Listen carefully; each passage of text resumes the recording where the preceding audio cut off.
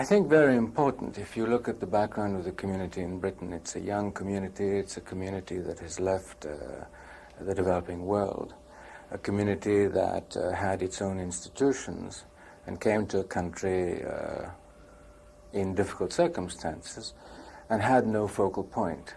Difficult circumstances, you mean a lot of them came from Uganda, courtesy of President Amin? That's right. And not only from Uganda, but of course that whole crisis created a psychosis of fear for the immigrant communities in East Africa, and eventually people have left from other parts of East Africa. And I think this center here will be a focal point for community programs, etc. What lies behind its planning, its style? Oh, it was a very difficult building. First of all, it is in a historical part of London with some very strong architectural buildings around it. Therefore, it had to be a London building. It had to be a building which was appropriate to the mood of our culture, our history. It had to be a building which combined a place of gathering and prayer as well as secular activity. And so it certainly was a difficult building to conceive. If we could turn to the wider Muslim world, yes. It's a world with a lot of conflict in it now. Mm-hmm. What's your feeling about what is going on in the Middle East between Muslims in Iraq, Iran, in the Lebanon, in Afghanistan?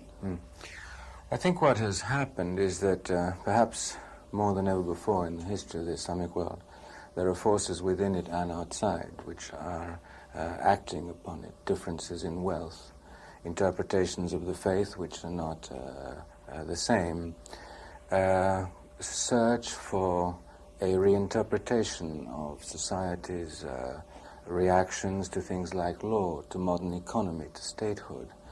And these forces are dividing, and at the same time they are sometimes finding expressions which are not necessarily those which would represent the consensus of Muslim belief. Now we're seeing the emergence, the rapid emergence of Muslim fundamentalism, the reimposition of the Sharia laws of public floggings, amputations, hangings and so on. Do you have any sympathy with that? I think the question is how you interpret the Sharia and whether that interpretation does represent, as I say, consensus or not.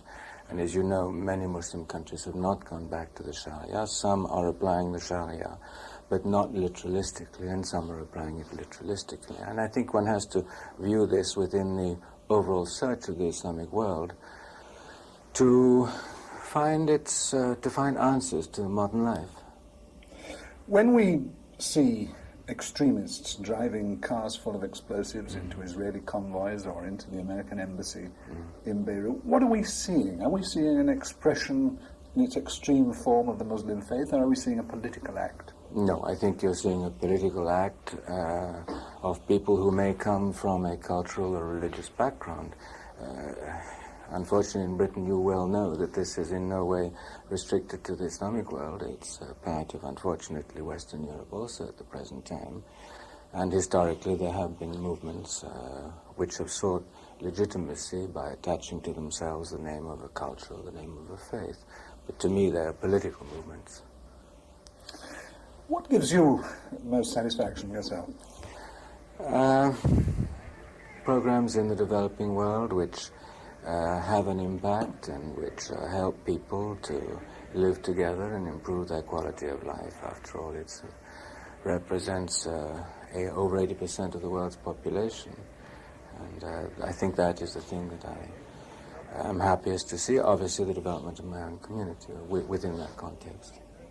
And what about leaving in a Derby winner? That's a very special personal pleasure, and it's something I inherited accidentally from my family. It took a long time to learn about, and I think the more you're in that field, the less you know.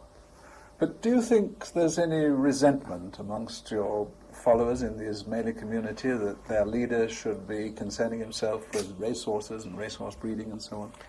No, I don't think so. I don't think the Ismaili community would resent that the Imam should have a hobby, so long as that doesn't impede his work and he doesn't totter in blind drunk after the Derby. I think that's... I'm sure you wouldn't do that, no matter how much you felt like it.